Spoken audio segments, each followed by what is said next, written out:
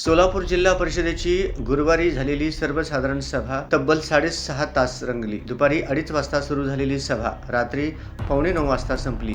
बबलाद येथील शाळेची दुर्घटना, धोकादायक शाळांच्या इमारती, अक्कलकोटमधील आरोग्य सेवकाच्या वारंवार बदल्या, कुर्डू येथील शेळ्यांच्या गोठ्यात भरणारी शाळा, आषाढी वारीचा 61 कोटींचा खर्च, गणवेश खरेदी, शिवरत्न सभागृहाचे नामांतर, जुन्या रजिस्टरचे डिजिटलायझेशन अशा विविध मुद्द्यांवर सदस्यांनी प्रशासनाला धारेवर धरले. सभेच्या प्रारंभी राष्ट्रगीत व राज्यगीत झाले. त्यानंतर दिवंगतांना श्रद्धांजली वाहण्यात आली.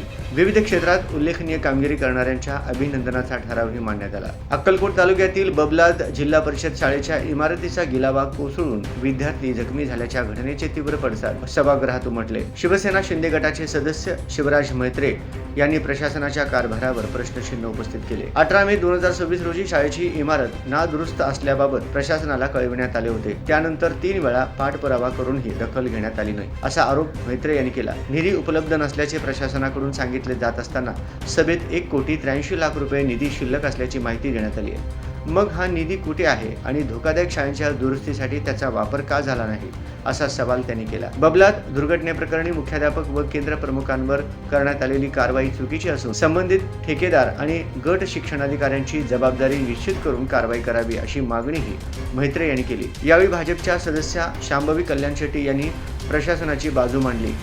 बबलादची घटना दुर्दैवी आहे, मात्र दुर्घटनेनंतर जिल्हा परिषदेचे अध्यक्ष दीपक वैद्य, मुख्य कार्यकारी अधिकारी कुशल जैन आणि शिक्षणाधिकारी कादर शेख यांनी तत्काळ घटनास्थळी व रुग्णालयात जाऊन जखमींची विचारपूस केली. चौकशी पूर्ण होण्यापूर्वी प्रशासनाला वेठीस धरणे योग्य नाही, असे त्यांनी सांगितले. दोषी आढळणाऱ्यांवर निश्चितपणे कारवाई झाली पाहिजे, अशी भूमिकाही त्यांनी मांडली. बबलाद दुर्घटनेनंतर जिल्ह्यातील शाळांसह जिल्हा परिषदेच्या अखत्यारीतील जुन्या इमारतींच्या सुरक्षिततेचा प्रश्न सदस्यांनी उपस्थित केला. पृथ्वीराज माने यांनी 35 वर्षांपेक्षा जुन्या शाळांच्या इमारतींचे स्ट्रक्चरल ऑडिट करण्याची मागणी केली. हे काम पॉलिटेक्निकच्या विद्यार्थ्यांच्या माध्यमातून करून घेण्याची सूचनाही त्यांनी केली.